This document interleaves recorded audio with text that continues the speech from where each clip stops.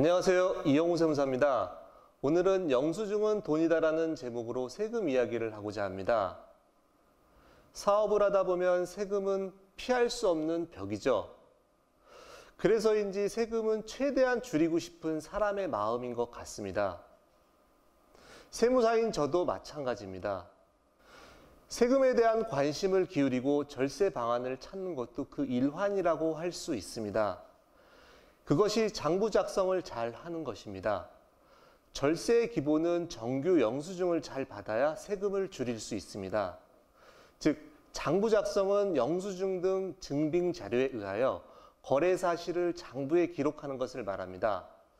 따라서 장부의 기초가 되는 것이 증빙 서류입니다. 증빙 서류가 없어도 장부 작성은 할 수 있으나 장부에 기록된 내용이 사실인지 여부가 확인이 되지 않으므로 인정을 받을 수 없습니다.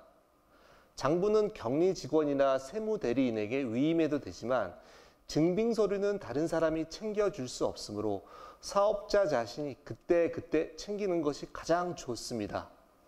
그럼 어떻게 하면 절세를 위한 준비를 할 수 있을까요? 제가 사업 운영상 절세할 수 있는 몇 가지 팁에 대해서 설명드리겠습니다.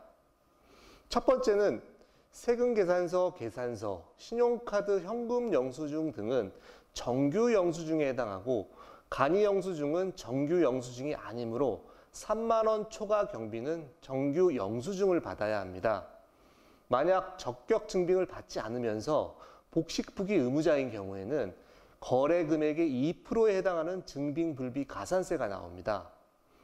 두 번째는 전기, 전화, 핸드폰, 도시가스, 정수기 이런 영수증은 사업자 번호가 기재된 정규 영수증을 받아야 그 금액에 포함되어 있는 부가가치세를 환급받을 수 있습니다. 세 번째는 건물주가 간이가세자인 경우에는 임대료나 관리비를 계좌 이체하시고 송금 영수증을 챙기시면 임대료에 대한 비용 처리가 가능합니다. 만약 현금으로 지급한 경우에는 비용 처리는 되지만 증빙불비 가산세는 나올 수 있습니다. 네 번째는 접대비의 경우에는 10,000원 이상 초과한 지출은 반드시 정규 영수증만 인정이 되고 경조사비, 특히 청첩장 같은 경우에는 20만 원 한도 내에서 정규 영수증이 없다고 하더라도 비용이 인정이 됩니다. 다섯 번째는 가장 관심 있어 하시는 자동차에 관련하여 설명드리겠습니다. 자동차세, 보험료, 유류세, 수리비, 자동차 구입 비용은 정규 영수증인 경우에는 비용 처리가 가능합니다.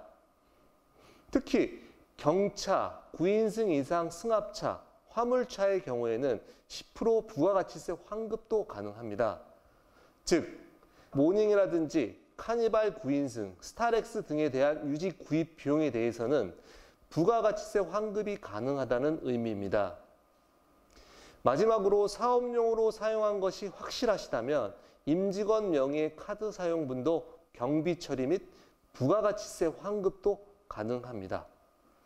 지금까지 내용을 정리해보면 절세하기 위해서는 첫째도, 둘째도, 셋째도 증빙을 꼼꼼히 챙기는 것입니다. 세금은 우리 삶 속에서 결코 떨어질 수 없지만 영수증을 잘 챙기시면 돈이 됩니다. 지금까지 이형우의 세금 이야기였습니다. 감사합니다.